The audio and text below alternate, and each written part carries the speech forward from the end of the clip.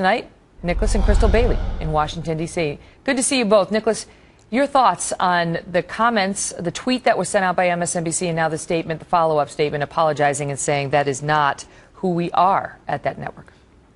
Well, Megan, this is what the left does. I mean, they essentially call half of America racist and then expect not to be called on it. Like, we stood up as Americans and said that we're not racist. And as far as the apology, I feel like that was MSNBC just saving face. If a hand has gangrene and you cut off a pinky, that hand still has gangrene.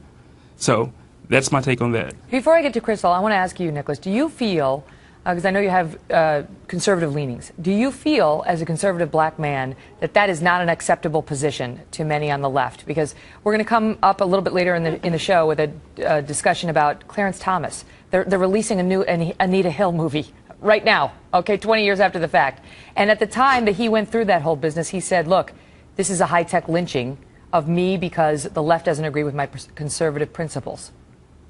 Well, yeah, I mean, that's a big thing. The left, they pride themselves on having a voting bloc of blacks, and they think that all blacks are supposed to groupthink. And that is not the case. I was actually raised liberal, and once I got to college, I was able to navigate my way out of that, and I found that the conservative principles aligned with my values.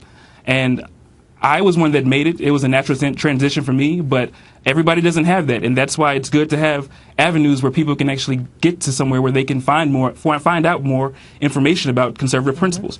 That's like what the Morehouse is doing down there in Atlanta. And Crystal, let me ask you, because you know the left, many on the left pride themselves on being very accepting of many things, of people who are different, of people who make different lifestyle choices, certainly of interracial marriage. That would be one of the things that they say that they stand for and are accepting of.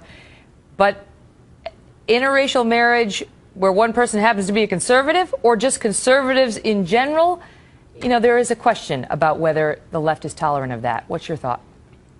Yeah, definitely. Their tolerance definitely comes into question. I think with the tweet, they thought maybe it could be swept under the rug, that maybe we wouldn't notice it, it wouldn't offend people, but we were definitely offended, maybe in different ways, because Nick's a little more professionally offended.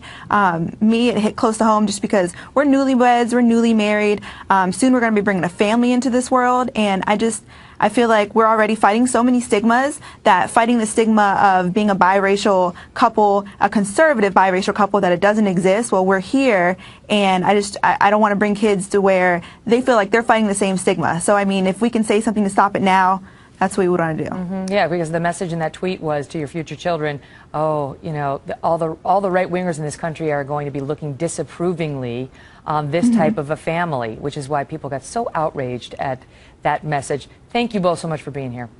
Thank you so much, Megan. Thank you so much.